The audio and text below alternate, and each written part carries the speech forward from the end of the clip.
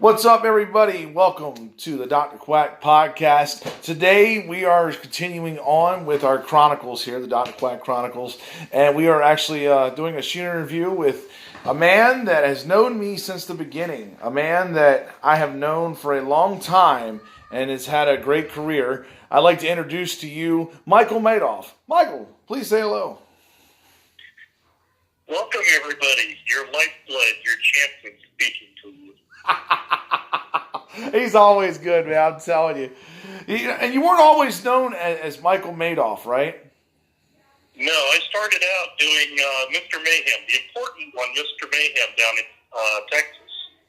Yes, Mr. Mayhem out there in Texas, And, while you were in Texas, you were in the military, right?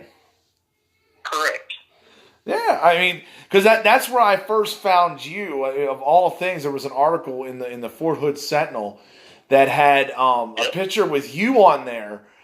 Talking about how you were wrestling starting down in Texas, and if you wanted to be a pro wrestler, call a number.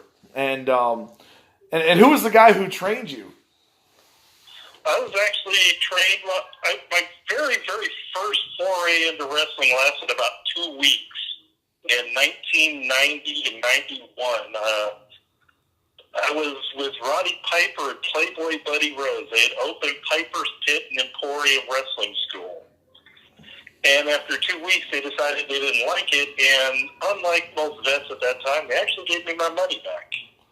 But then, 1999, I went to a show and met Necro Butcher.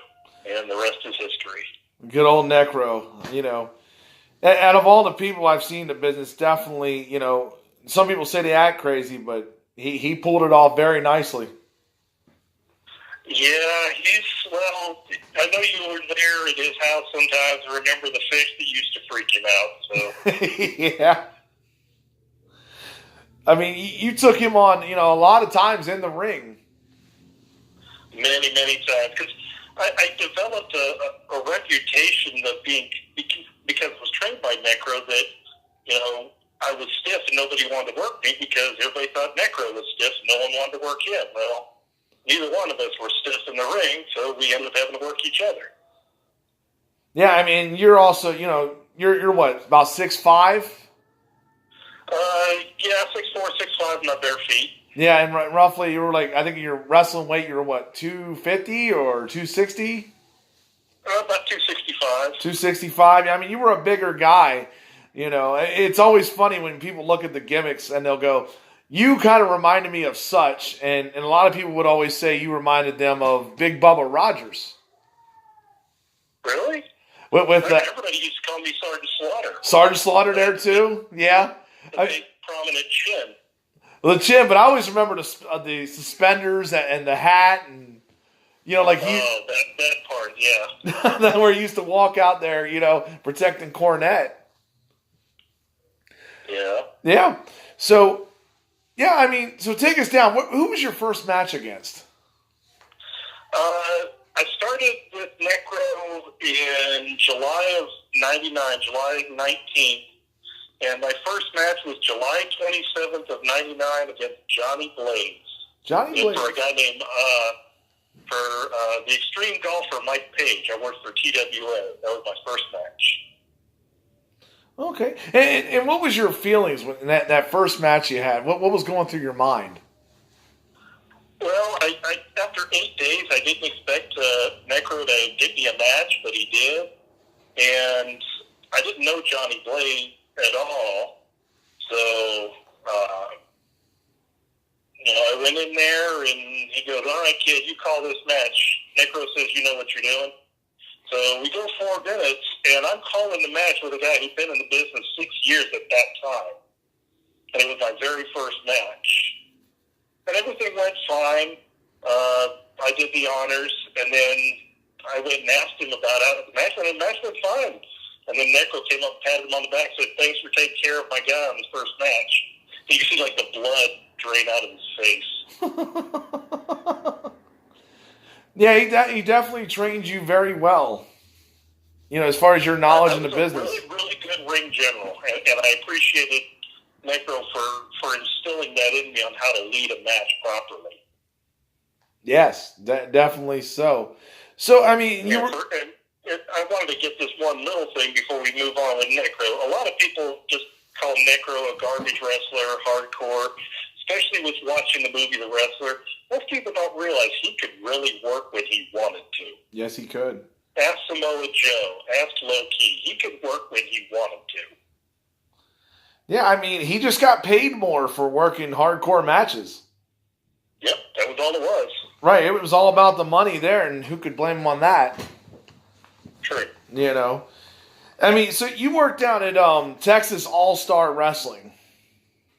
That was where I worked primarily out of Texas All Star. I did a few other leagues in Texas, NWA Southwest up in Dallas, Capital of Texas in Austin, but mostly what I did and what I was known for was a Texas All Star, Bob Murphy. Yeah. I mean, and you got to work, such great guys like Jim Duggan. Yep, 3 times I got to work Duggan.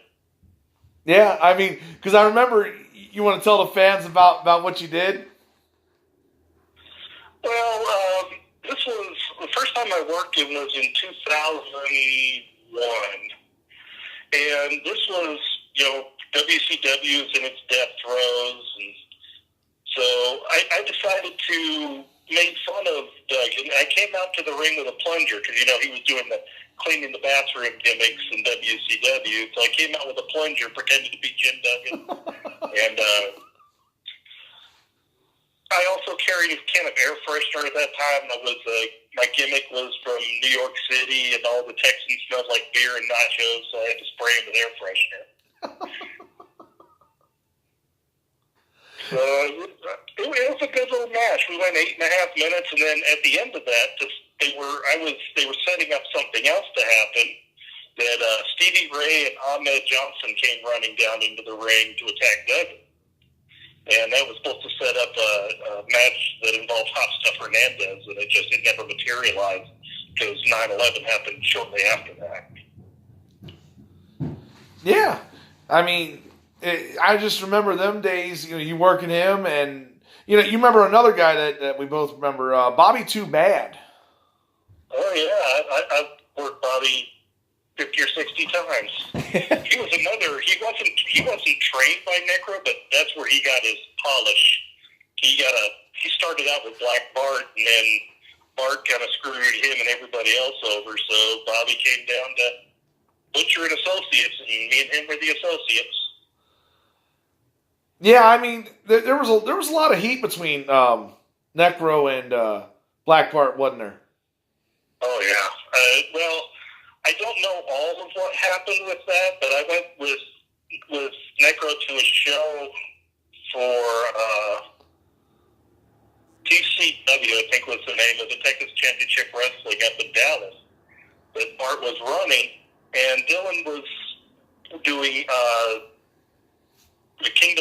not the Kingdom of Pain, but anyway, his tag team partner was Hellhammer, and they went out to do their match, and Bart was working them. They were supposed to take a chair shot. Well, Bart pulled away and got busted open, and Bart freaked out and was yelling and screaming at Dylan, telling him he was unsafe and didn't protect him. Well, everybody saw it. Bart pulled his head and caused himself to get his own injury. So, I mean, the guys that we were all getting ready to start training with Necro were all ready to, man, we're going to be fighting these guys. We ain't even started training yet. Yeah, I mean, it was definitely, and I came in on the tail end of that, and nobody really brung me into that part of it with him in the feud, but I always heard about it. Right. I mean, it was different. I mean, things kind of diffused real quick when they started realizing, because you remember Necro's first school, we had me and, Bobby wasn't there yet, but we had the Chief, that big 300-pound guy, the Chief, and Dexter Hardaway was on our side. He was already, trained at that time. And there were there were plenty of us, all, decent-sized guys. And then there was, the smaller guys that were in TCW, so. Yeah. It was different. Yeah. I mean, it was definitely, an interesting time. People didn't realize back then, towards, around them, the late 90s, early 2000s, there was like three major hotbeds in professional wrestling, and one of them was Texas. Oh yeah, definitely. I mean, Shawn Michaels' wrestling school that Rudy Boy Gonzalez runs now was a big deal in San Antonio. Ken Taylor in the NWA Southwest, he kind of reinvigorated the northern area, trying to get Denton back going again. And then Bob Murphy started in '94 in Houston. So yeah, those were three pretty big hotbeds. Yeah. Right there in Texas, and Texas, Tennessee, and Florida kind of reinvigorated the '90s. Yeah, I mean, it was really huge. People, came out. You had a huge crowd every time you went out there. I mean, yep. if it wasn't for Texas, the first time, I would have never met Terry Funk.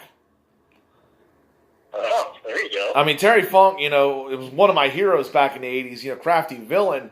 And then he got to work Dylan up there in NWA Southwest.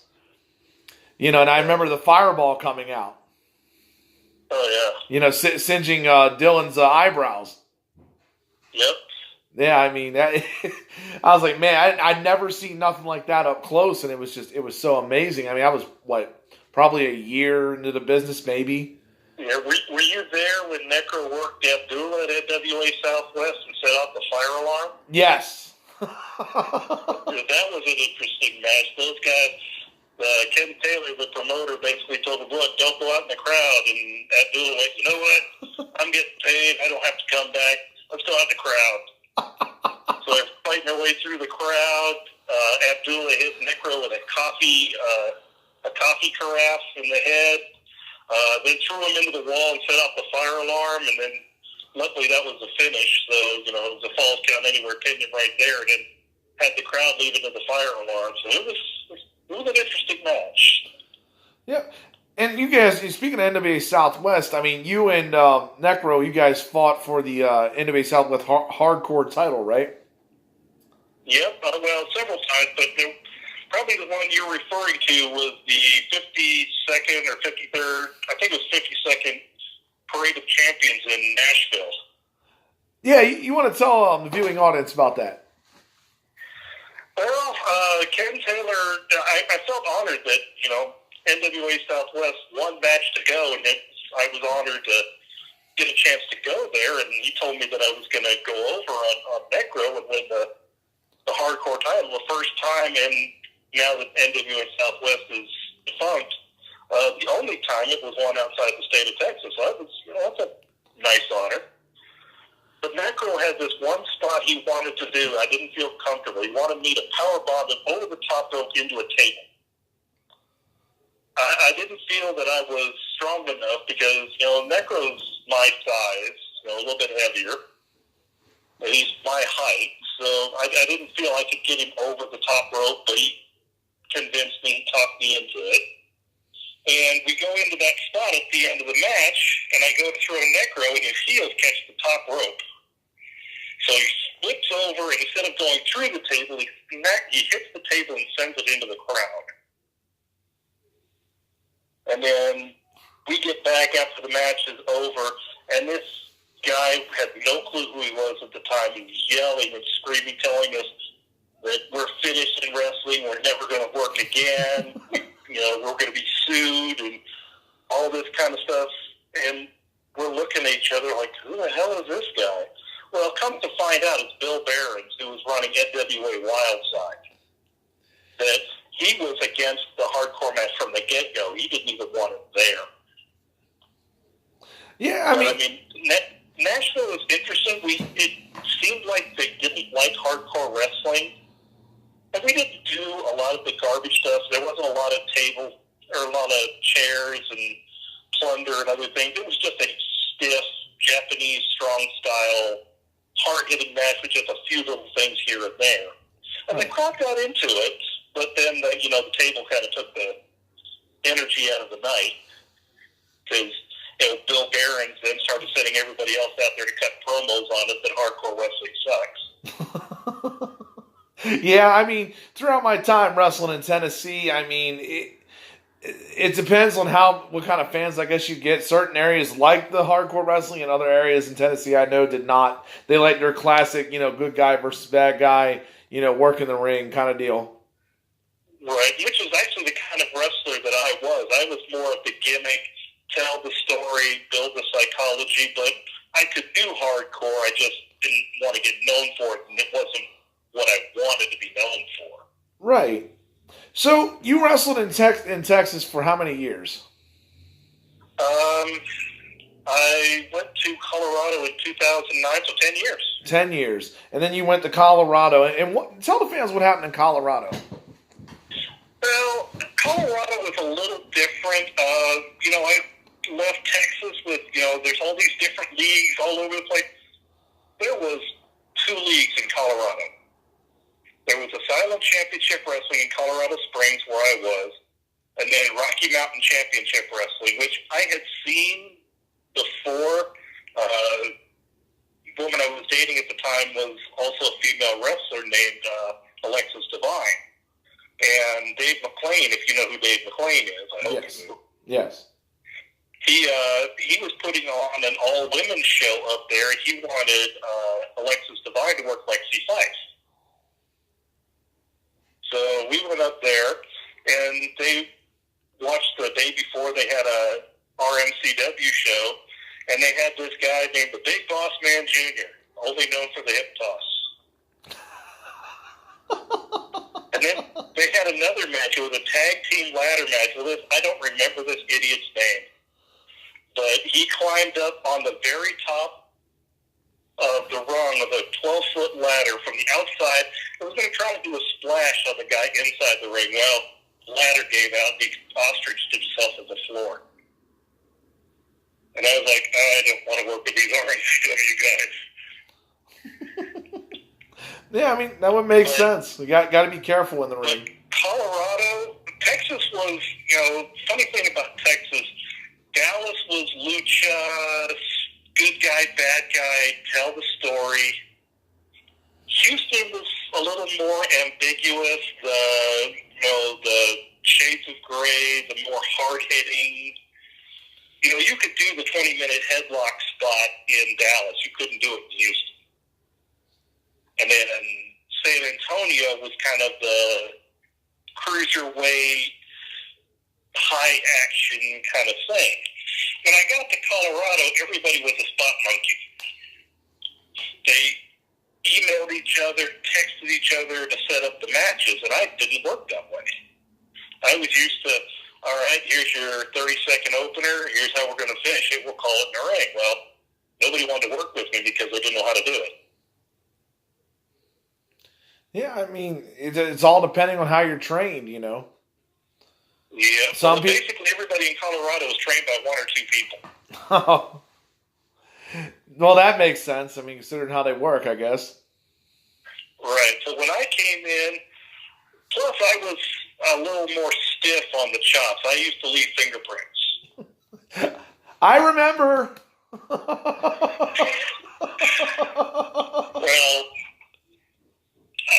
Well, they used to, they didn't know what to do with me because they're all smaller guys. I was used to, guys my size. Hot Stuff Hernandez is a big guy. Right. Necro's a big guy.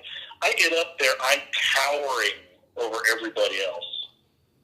It looks bad. It's just the height differentials. Mm-hmm. And, they couldn't understand why I was selling for it. I was like, look, you're in the ring with me. I got to make you look good. So they started, they gave me the nickname, the Texas Stagger, because when I would get hit, bigger guy, I didn't always want to bump, so I had kind of a stagger walking around the ring. So they just used to call me the Texas Stagger up in Colorado. Right. I started teaching them how to, work in the ring and call the matches, and Colorado kind of took off for a while. They were getting crowds of 150, 200. It was up over 500 for a while. Wow. Yeah, I mean, that's what you want. You want the big crowd to come out there. Definitely want to draw. Right. So, I mean, at this point, you got, I believe, a chance to work in the WWE? I got a couple of dark shows, and then I had one match that it was a deployment. Actually, I was still in Texas. It was a 15-month deployment to Iraq, and the WWE was doing the tribute to the troops in Baghdad in 2008. And I was assigned to go around to all the FOBs, the camps, and I was assigned as Vince's bodyguard, because Vince has his own bodyguard, and then there's the people that go with him and kind of, direct traffic and stuff like that, keep an eye on things. So I got a chance to talk to Vince, and Batista was there at that time. Jim Ross was there. Jeff Hardy and Laurinaitis were all there. And, I'm planting buds in Vince's ear, and Vince and Laurinaitis and Jim Ross sit down and have a meeting with me and say, okay, they didn't call it a tryout, but they said, we're going to give you a match. And what they did is Jeff Hardy put on the hood. He came out with Daivari being his translator, and they called Jeff Hardy the Iraqi Butcher. And he was going to eliminate the military that invaded his home, starting with me. So they pulled me out of the crowd, and they challenged me to a match. They were going to beat me up. So I got to go over on Jeff Hardy, who was the world champ at that time, in a little 4-minute, pat your back, patriotism type match. And it was a lot of fun. So there is no video I have found. I wish I could find one, but somebody, if you've got the video of the Iraqi Butcher against the American, please put it up online. I want to see it. Yeah, you hear that, folks. If you know what he's talking about, definitely post that match for him. That would be something he'd love to see. So I mean, you got to meet all the big names there. What was it like meeting Vince McMahon? Vince was very, very nice. I mean, everybody knows his Mr. McMahon character is just his personality on TV, but it's not far off. He's very businesslike, but he's not an ass. He's just very business and very to the point. Because during my time of talking with him, I told him my dream was to do one pay-per-view for you. I could do the SD Jones that gets squashed in 9 seconds. I wouldn't care. My dream was to do a pay-per-view. I never made it, but I came close. You came close. You made it to the dance. Yep. I mean, there's a lot of people I've ran into that cannot say that. You actually had the opportunity and were there. Yep. It was, and I even got to work for WCW too. WCW. What happened in WCW? Well, this was 99. They were still around. They came to the Belton. I wish I could remember the name of the building, but it's Belton County Expo Center. Belton County Expo. There you go. Yeah, I remember that. And half the WCW regular roster no-showed. So the promoter that was putting that on started calling people, and I answered the phone, and they said, hey, come on down.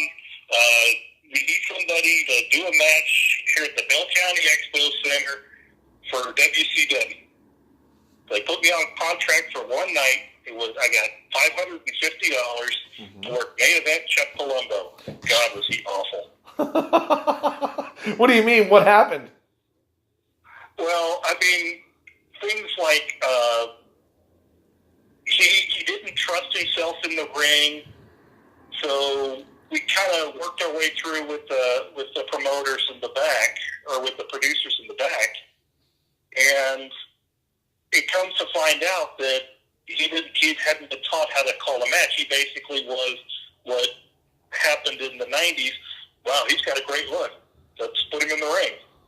He didn't really know what he was doing, so we talked things over. But the backstage producer's like, if things go bad, you're in charge. So there were things like, I'd call a reversal, give me a clothesline. Right. And he didn't reverse me. So I had to reverse myself. And then he didn't stick his clothesline up, so I had to run into him and take a bump like it was a shoulder block. So he was pretty much, I mean, I guess it was towards the time frame where he was like, I'm not selling any of this. Well, he didn't know what he was doing. He got confused. It isn't that he was big time with me. It's that he didn't know what he was doing. Wow. That's crazy. So who went over in that match? He did. He did? They were starting to build him up towards working with Lex Luger. Wow. Yeah, I know that he had the size. He didn't know what he was doing. Yeah, I mean, this was the guy later on that was doing Chuck and Billy, you know. Yeah. And he wasn't good then either. No, but the gimmick worked. He pulled it off decently enough. Yeah, the gimmick was great. I enjoyed that gimmick a lot because Vince kept it just ambiguous enough that the mainstream media bought it. Yeah. I mean, I've noticed that in the world of wrestling here. You can have a great gimmick and be a subpar wrestler, and it works out fine. You could be a great wrestler and get a bad gimmick. You know, Red Rooster comes to mind. If you don't like it, it doesn't work. Chili McFreeze. Who was that? Chili McFreeze. That was one of the names they gave Stone Cold Steve Austin. That's right. Chili McFreeze, Fang McFrost. Yeah. I did stuff in Colorado. I was working on training a lot of guys. And we were, do you remember Zane Morris? Yes. Me and Zane were working together training people in Colorado. And the Asylum Championship Wrestling had a trainee show that they would put on in the training center. So we were giving these guys some of the gimmicks we came up with where it should have been bad gimmicks but got over. Like there was a redhead kid named John Capizzuto, and he loved Hannah Montana. So we named him Johnny Montana, and he came to the ring in a pink skirt and got over. That's got to be wild to see. I'd love to see video on that one. Look up ACW training matches. They would have been somewhere around 2009, 2010. I know they're on YouTube in places. But Johnny Montana, another guy we made up was this little short guy who could do a lot of high flying stuff. So he painted him green, and the only word he could say was pickle. So he was pickle. He used to walk to the ring with a jar full of pickles. Okay. We had another guy, really talented guy named Jason Knoll. Black guy, but had absolutely no personality. Talented as could be, could sell, could high fly. Man, he could work. If he would have been about 2 inches taller, about 30 pounds heavier, he could have made it. He could have made it all the way to the E. But no personality. So Zane gave him a non-working light bulb, and his name became Blacklight. Yeah, that will definitely kill your career. You got to have some personality, definitely. You know, I wanted to move on here and ask you a question here. Sure. You know, because we finally met up. Probably at least 12 years later or so. Yeah. Well, I moved to Maryland 2012. Right. Yeah, this was towards the tail end of, me working. I stopped working, I believe it was 2013.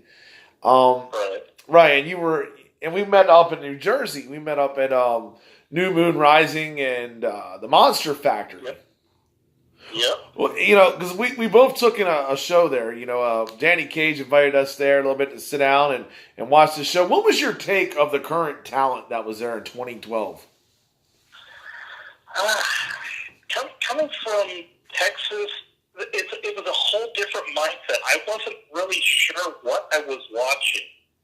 They were people that thought it was real, but knew it wasn't real.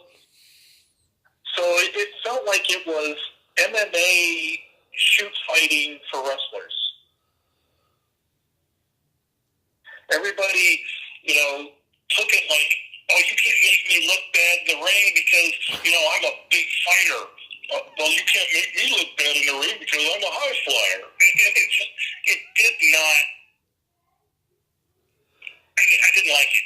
Yeah, you saw a lot of ego in there, is what you're saying. Yeah, too much ego, and like I said, it was the whole everybody took it too seriously. Wrestling is painful theater. It is not a competition. This is so true. And you even pulled off an Amish gimmick. Yes, I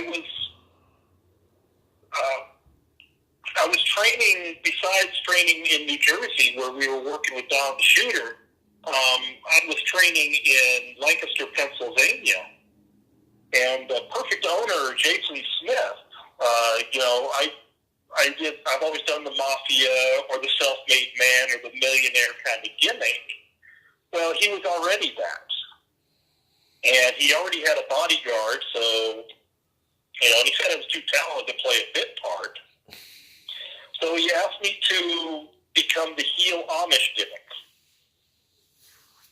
Basically, because I speak some German, I could cover that part of it, of the gimmick, and I would play the Amish gimmick, tell them all the English you guys were,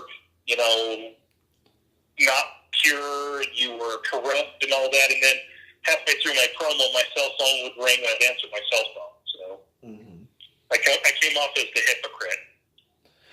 hypocrite. But I mean, and what was your manager's name? I wish I could remember. They put her with me. She was training. They didn't directly call her the wife, but that's what they insinuated, and I don't remember her name. She was kind of forgettable. Yeah, I mean, this was in Lancaster, right? Right. So you were right up there, yeah, not too far from where I'm actually at, wrestling up in Lancaster Championship Wrestling. And I remember you were telling me about the one spot where in the opening you would do a prayer.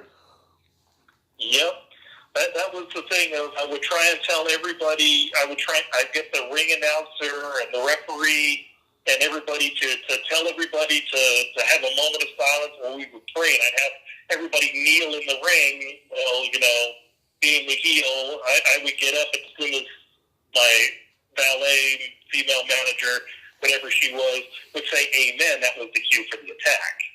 And, it was the crowd. I was supposed to be a heel. The crowd bought into me. There was Amos 316 signs running around.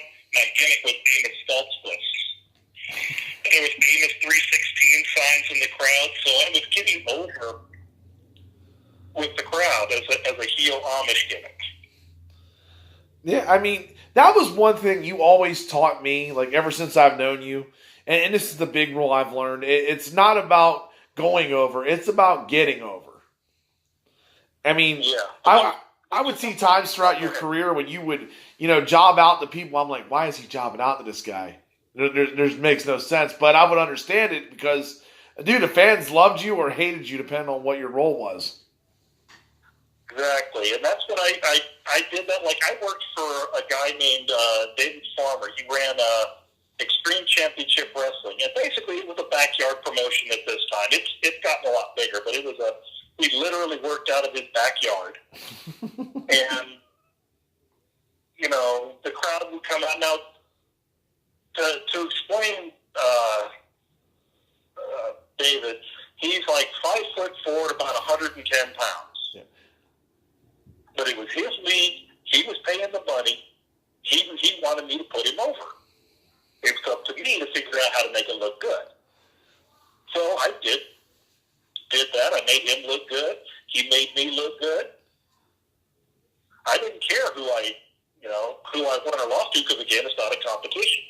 The only competition you have is how well does the crowd react to you? Do they react to you correctly? Shouldn't say positively, correctly, or do they not react to you correctly? Right. X-Pac heat. That's a bad thing. Lightning heat is a bad thing. Crowd getting fired up to dislike you and want to pay to see you get beat up is a good thing. Simon Dallas Page. Right. And that was the show, if I remember one of those shows, you played a trick on me. Put a good rib. I don't remember this rib, so you'll have to tell this story. I remember we were working a show. We were working a show up there in Texas. I think it was my third match, and it was the first time I came out as Dr. Quack. Well, I was getting ready to come out for my entrance, and I told him, yeah, play Down with the Sickness, right? The song I was going to use. Well, you went back there, I believe it was you, and went back there and changed it to the Truman Show theme song. And when I came out, I was like, what is this? Totally just... No, it was actually supposed to be something else because I had gotten a hold of a copy of DuckTales. Yeah. It was supposed to be DuckTales.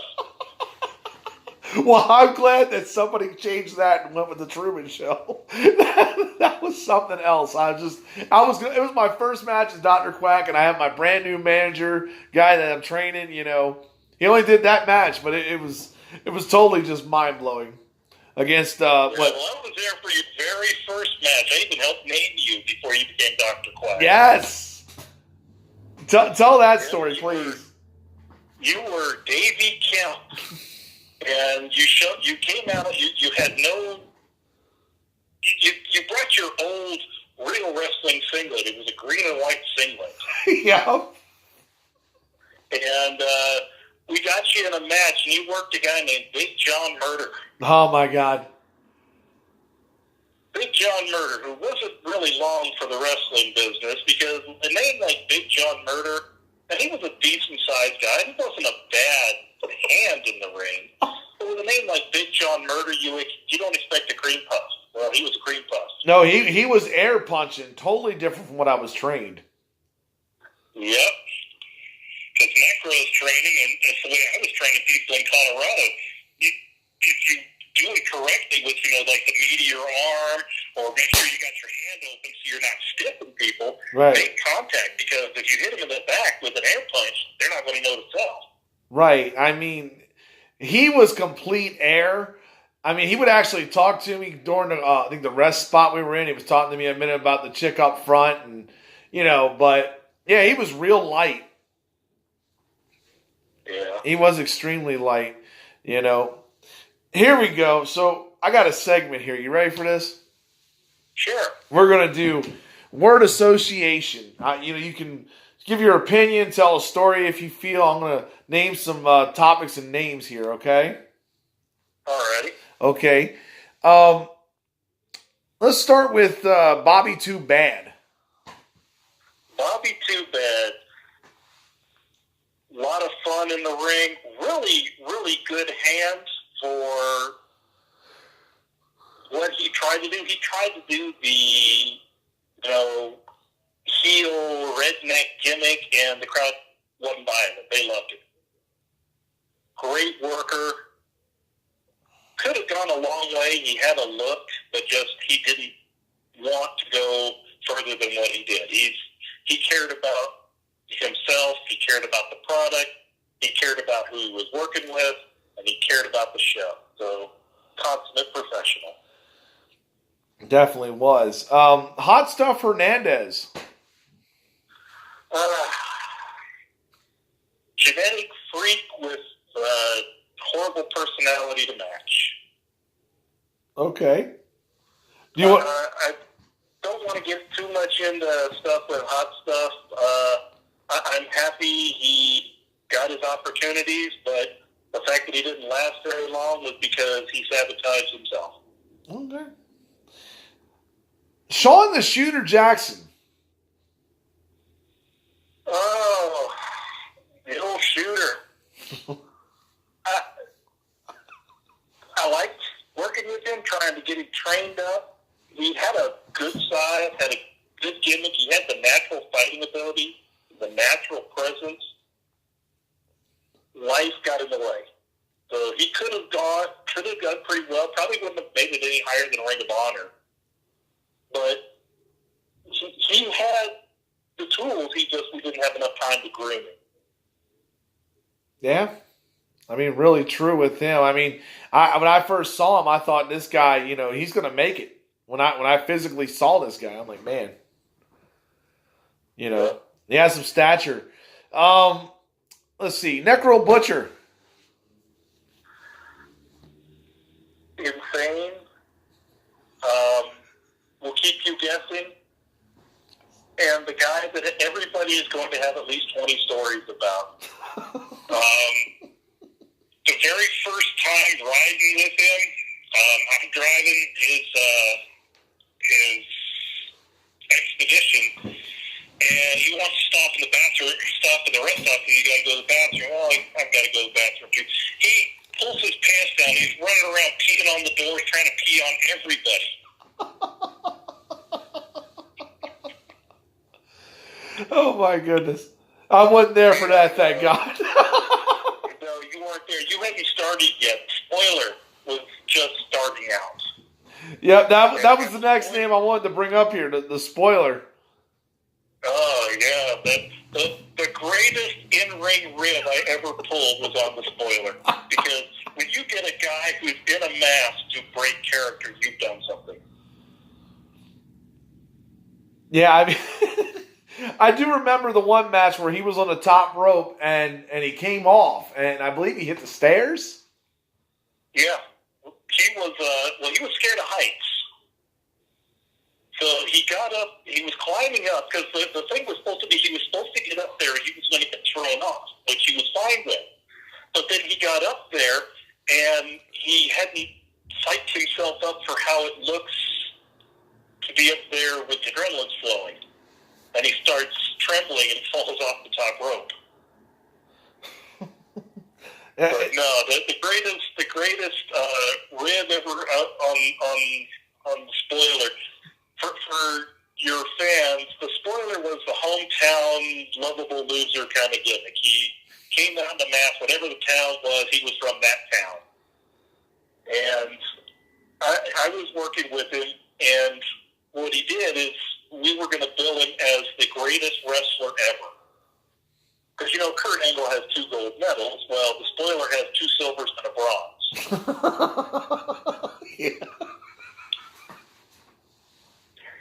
So we have him come out to the ring, and he comes out to Superstar music from the Superstar Billy Graham, the theme to Jesus Christ Superstar.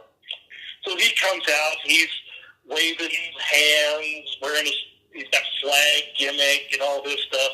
Well, we get the ring announcer to bill him as weighing as allegedly well over 200 pounds, and he loses it right there.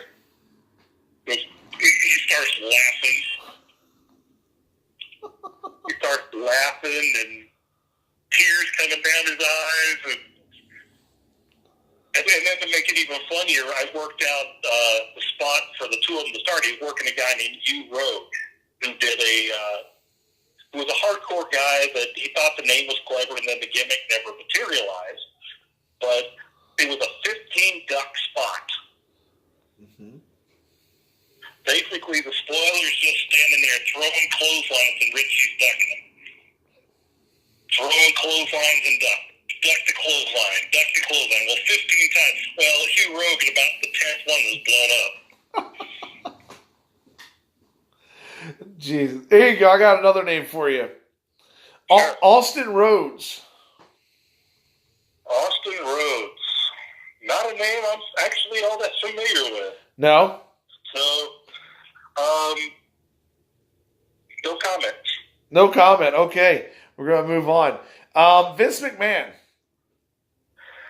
Vince McMahon, great business mind, great wrestling acumen for the old school. I don't think he's really cut out for the way wrestling has gone, and I don't know how much of it he's actually involved with anymore as far as the writing and the road agents and stuff like that. I think he's a little too headstrong on being the only show in town. Mm-hmm. He needs competition. People may not have liked the Attitude Era, but WCW gave him some legitimate competition, and he needs it. TNA is not legitimate competition. Ring of Honor is not legitimate competition. Even SmackDown versus Raw is not legitimate competition. What would you say about All Elite Wrestling, AEW? I haven't seen anything of it yet. I've heard the stories about it. Okay. I think Vince is going to do more damage to it than it's going to be able to recover from because of his propensity for, well, if you're going to put me on, you can't put anybody else on. Right. I mean, they ended up selling out Madison Square Garden at one point. Right. But I don't think they're going to become a legitimate challenger. Okay. Here we go. Hardcore wrestling. It has a place.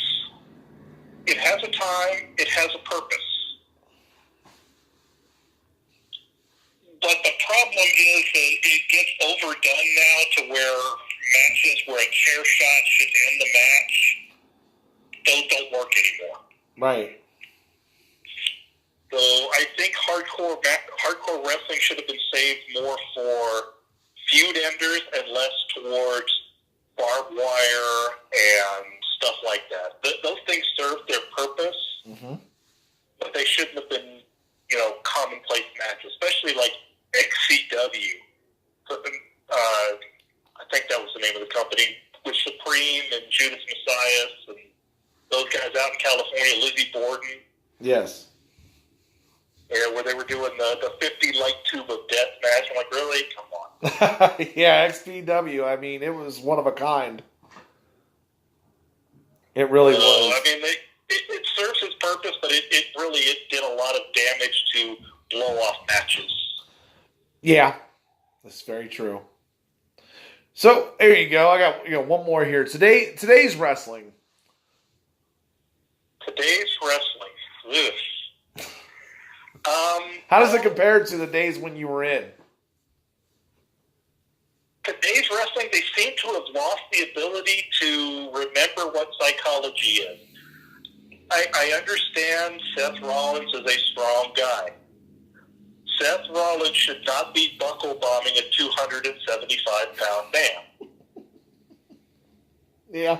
So the psychology of today's wrestling is not the best storytelling there is. And everybody, it's like watching, how best to describe it, watching people driving down freeway at rush hour traffic. You speed up, slow down. Speed up, slow down. There is no build in wrestling anymore, I think is the way to put it. When you hear the crowd saying, this is awesome, it's because the action's good, but it's not because the story's good. So it's more the in-ring talents versus the actual story itself. Right, and then when Kofi Kingston comes along, I'm gonna pop for Kofi Kingston on this one. That was actually a well done story, and I'd like to see how it goes.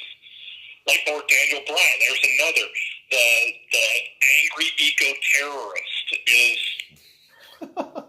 even though I personally don't like it, I like the fact that it's a story. Or building up Kofi as, hey, he's been doing this for a long time. He really can go. He's been having some fun with us. It's a great story. Or the Becky Lynch, the man thing is a great story. So the stories are starting to come back, but the PG era and the cruiserweights, I'll say this, 205 Live is the worst performing thing on WWE broadcasting right now, and it's because they don't know how to tell a story. And that's a big part of it. I mean, without storytelling, you're just having two guys go out there and fight. Right. There's no hype. There's no build-up. And I'm not going to blame the wrestlers totally. Like R.D. Reynolds on WrestleCraft, he doesn't blame the wrestlers. He blames somebody who thought it was a good idea, some writer, some corporate executive, some booker thought it was a great idea to not tell a story. Definitely. Seeing, I got my final question for you. What advice do you have for anyone wanting to get into the wrestling business? Well, when I was training people in Colorado, the three things I used to tell them is don't fall in love with a gimmick, don't fall in love with a moveset, and don't fall in love with a personality. things always change in wrestling. Because I had people that were trained like, yep, I see myself as a high flyer. I'm going to do this Japanese puroresu move, and then they realize they can't throw a drop kick. Well, you can't be puroresu if you can't throw a drop kick. Right. So, learn the moves. That's another good thing. Learn what moves you do well. Learn what moves you take well. That's very important, is what moves you can take well. And learn what moves you do not do well and do not take well, so you know what to call and what not to call. Exactly right. I mean, I learned this the hard way. Right, like as you were saying in the beginning, I'm a big guy, 6'4", 6'5", 265, 270 pounds. I could do a 450 splash. I could do a Van Terminator. Nobody would take it. I couldn't give an arm drag to save my life, but I could take one. Right. So I didn't mind taking arm drags. You'll never hear me call one. I was good at taking a backdrop, taking a clothesline over the top rope, but I was good at giving a body slam. So, got to learn what moves you can add to make the match better and what moves you shouldn't be calling. If your vertical leap is 6 inches, you probably shouldn't be trying to throw a drop kick. This is very true. Well, all right, folks, this is about the end here. I want to thank my guest, Michael Madoff. I want to tell you thank you once again, because without you powerbombing me in that one day when the other 3 students ran out the door, I may not have stayed. So I'm glad that you were the one that gave me that jackknife powerbomb and helped me continue my career. But thank you. I was glad to help, and we had a lot of fun running up and down the roads. Yes, we did. All right, folks. Yep, make sure you like, subscribe, tune in, and I will see you next time with another Dr. Quack podcast.